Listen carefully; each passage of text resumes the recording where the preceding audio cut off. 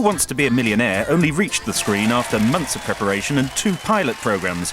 But from the very beginning, it had the enthusiastic support of ITV's head of entertainment, Claudia Rosenkrantz.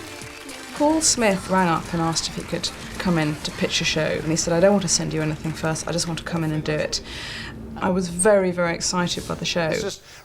However, there were aspects of the programme that worried ITV's Director of Programmes, David Liddermont. I was worried that while it was a great idea that we gave people the question before they decided whether they wanted to answer it or not, to give the answers as well struck me as quite dangerous. Now we're going to find out which one of you is going to be the next player to play for £1 million on Who Wants to Be a Millionaire. This is how we actually made 2 pilots prior to the show going on air, and the best way of describing it is that it reflected the basic concept exceptionally well, but in presentation terms, it didn't have any of the production values that exist in the show now. Which of these countries has a Union Jack on its flag? Canada, USA, Ireland, Australia?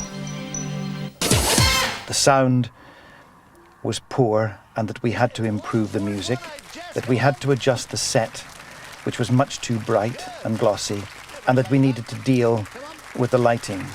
It was these 3 elements that were holding back the show from being a 1990s television programme. Right, here we go. How'd you like? Originally, somebody else had written the music, which they weren't quite happy with. So they thought, well, that isn't right, we need something else. The brief was that it's got to be very, very dramatic. And I just said, well, if you wanted to have tension, you need to bed it all with music. You need to have something going on underneath the questions all the time. Join us now for Who Wants to Be a Millionaire? Millionaire isn't brilliant because it gives away $1 million. Who Wants to Be a Millionaire is brilliant because its format and its structure and its host are brilliant, you know, and the audience has got that on day one. Who Wants to Be a Millionaire looks like money for jam. The format's sold all over the world. Somebody's making billions. Tarrant's probably making millions of those billions. But it's not easy to come up with that kind of format. The idea for Who Wants to Be a Millionaire came from a guy called David Briggs. He came up with what I call the concept, which was that there would be a very high reward show. It would be a Q&A, a question and answer. Question number 1 for £100. Let's play.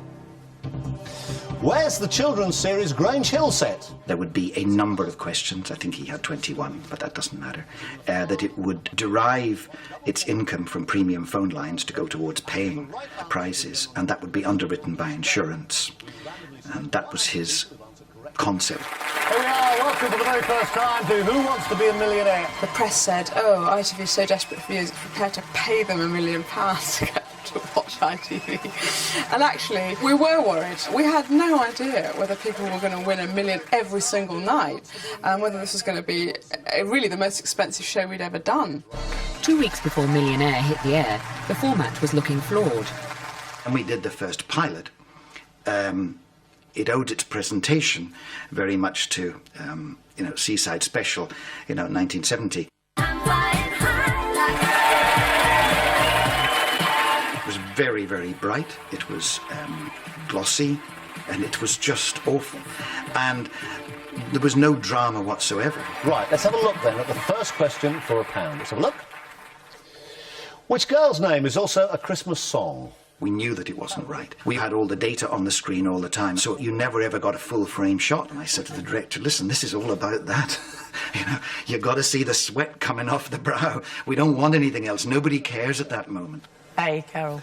You won £1. But we realised we had to do something about it, and that was to change the lighting, to make the set darker and more sinister. OK, let's play. Here we go.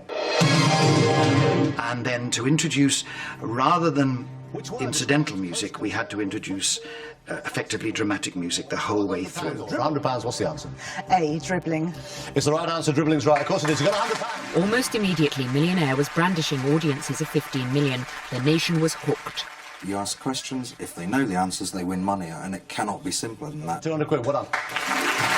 I just think that's just such a winning formula because it can totally engross you when you're watching it. Well, this is the right answer, because it's for 300 quid. It's actually a very indulgent thing because you can just decide that the person is a complete tosser. So you are just desperate for Chris to ask a question which is really easy, and then for the person to get it wrong. Have a look at the question, see if you want to play it. Sometimes people change your perception, I think, as well. You'd start off thinking that someone was a tosser, and actually when they managed to draw you in and make you like them, then you were really rooting for them. The Bank of England. It's the right answer. 500 quid.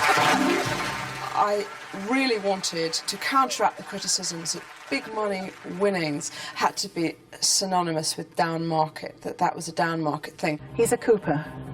And I disagreed with that completely. It's the right answer. Thank you. So I thought money could be aspirational, and it was a very clear view that this had to attract an audience of people that had maybe never watched what they would call an ITV quiz show before. What sort of creature is Bilbo Baggins in a popular children's book? The essential thing that makes it work is that the audience competes with the competitors, and I admire it, and I even watch it. He's a hobbit. You're saying a hobbit? I am, yes. That's your final answer? It is. And I usually can't stand game shows. Game shows usually embarrass me. And Scylla's show, Blind Date, I find it almost impossible to watch because I hate people leading their private lives in public. They're in the ear. You're saying ear? I am, yes. Is that your final answer? It is. Now, the great thing about Millionaire is they don't do that. There's only one part of their personality on show, it's the brain. I'll say a dog. You're saying a dog, you're saying D? Yes. OK. That's the right answer. Television will now and then attract a mass audience, and consequently, it was something that united the country. By what name is the Chinese gooseberry also known? So I think it can still happen, and there's no reason to believe that it cannot happen in the future. But it's largely down to the show. Can I have 50-50, please? You can. The game show has survived, but it too has undergone tremendous transformation. That just reflects society better. Right, I'll take two away from me, please, 50-50. Because what's happened is that the money has been ramped up. That it's not about, can you tell me what the capital of Malawi is anymore? I'm going to say Lychee. It's about watching people suffer on television because they might or might not be able to transform their life with a vast river of cash that may or may not come torrenting into their current account. You had £8,000. You've just lost £7,000. We like lots of money. We like to see members of the public being put through the thumb screws. Game shows happen to be able to combine those two things very, very well indeed. Millionaire was a runaway worldwide success. Scores of game and quiz shows followed, making little impact.